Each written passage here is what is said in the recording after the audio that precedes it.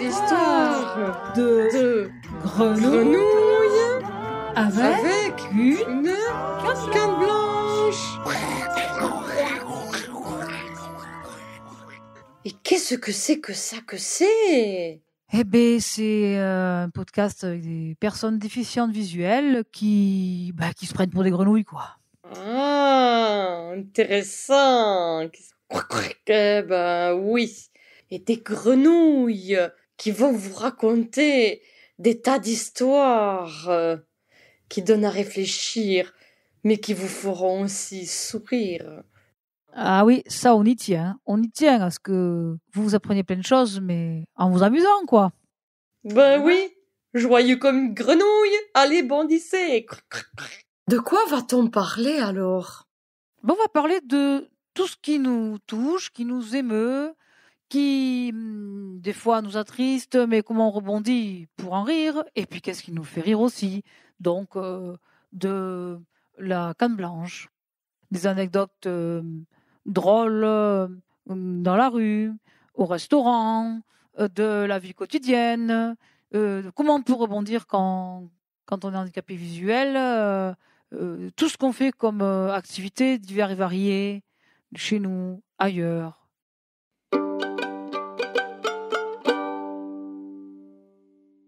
Alors, tiens, voici quelques petites anecdotes. Alors moi, c'était un jour, j'avais eu dans ma boîte aux lettres des bons de réduction pour le magasin Bio C'est Bon. Donc, je m'y pointe et j'arrive. Donc, bonjour madame. Bonjour. Voilà, alors donc du coup, j'ai un papier là que j'ai reçu de votre part. Qu'est-ce que c'est que ce truc-là, là? Vous pouvez m'expliquer?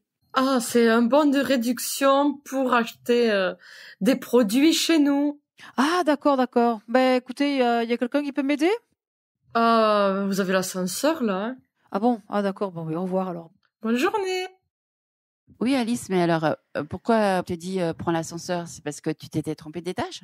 Non, en fait, ce qui se passe dans la tête des gens, c'est que dès qu'ils voient quelqu'un de handicapé, ils l'assimilent de suite au fauteuil roulant, au handicapé moteur qui ne peut pas marcher. Donc, c'est bon, mais il y a l'ascenseur. Donc, dans la mesure où il y a un ascenseur, pour eux, tout est adapté. Sauf que nous, on a besoin de, pas forcément d'un ascenseur, mais d'une aide humaine pour aller vadrouiller à travers les rayons du magasin, en l'occurrence. D'accord. Quel était ton ressenti à ce moment-là? Ça t'a mis en colère peut-être ou ça t'a...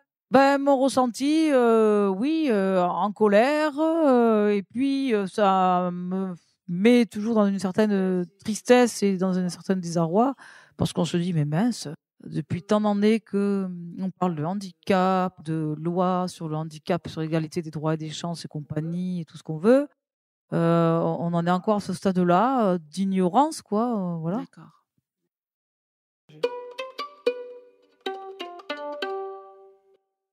Et toi, Jessie, c'est quoi ton anecdote? Alors moi, mon anecdote, c'est un jour, dans un bus, pour aller chez mes amis, j'ai une dame qui a bien voulu m'aider à trouver une place assise, et elle me guide. Qu'est-ce qu'elle me dit? Là. Sauf que là, c'était le sol du couloir du bus. Et là, je m'y assois, puisque pour moi, c'est là. Mais non, c'est là. Ah, il faut savoir. Vous m'avez dit là. Alors là, c'est là. Excellent. Merci Jessica pour ton anecdote. Donc en fait, la personne s'y prend assez mal avec toi dans le bus. En fait, qu'est-ce que tu attendais d'elle, voilà, au lieu de te dire là, qu'est-ce que tu aurais aimé qu'elle fasse pour toi?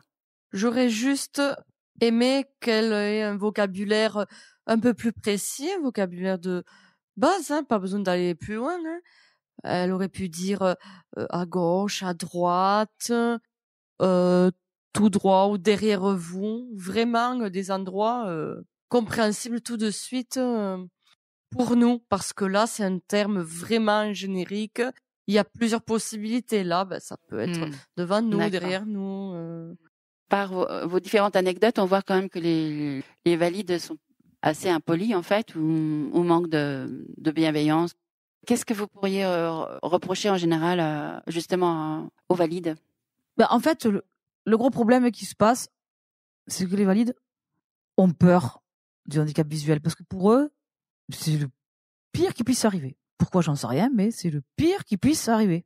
Donc du coup, ils nous transfèrent leur propre peur finalement. Et ça m'est arrivé à moi, mais donc du coup, ils ont peur et ils font tout un tas de maladresses qui vont de là, attention, ou je sais pas quoi, et ils nous transmettent leur peur.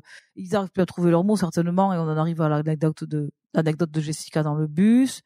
Enfin voilà, je pense qu'ils perdent leurs moyens et que du coup, ils n'arrivent pas à s'exprimer calmement. Calmement et précisément.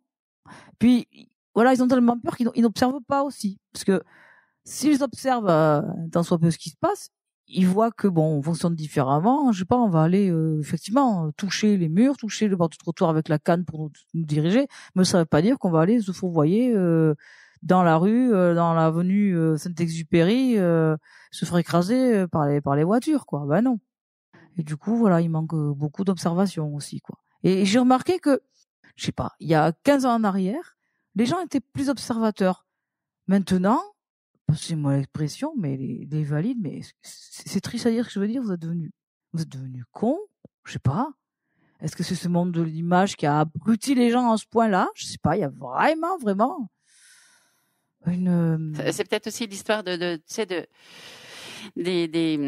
téléphones portables. Quand tu regardes les gens maintenant dans la rue, ils sont tous avec leur téléphone à la main, on dirait des zombies, quoi. Et je m'intègre aussi dedans, hein. Et c'est ça qui est un peu dingue, en fait. Mais complètement. Ouais. Et du coup, ce côté zombie, ça enlève aussi toute ouverture d'esprit, tout sens critique. Je crois que c'est ça, quoi. Jessica? Moi, je dirais qu'il y a peut-être encore un manque de sensibilisation au niveau de l'école, parce qu'on parle aujourd'hui de construire le citoyen, de développer l'esprit critique.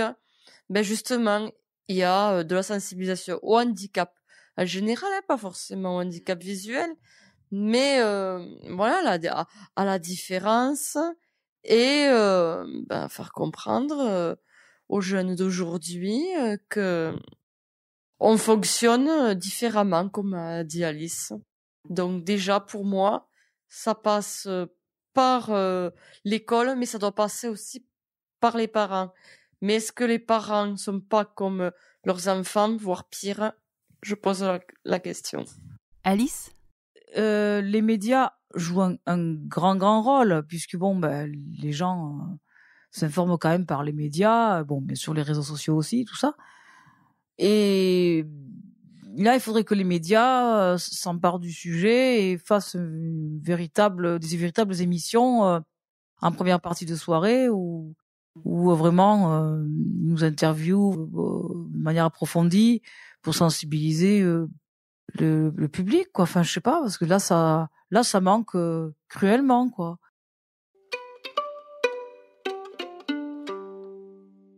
Et c'est ainsi que se termine ce premier podcast de présentation.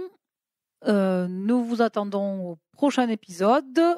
Toujours histoire de grenouille avec canne blanche, dans lequel nous nous présenterons plus amplement l'une et l'autre. À bientôt!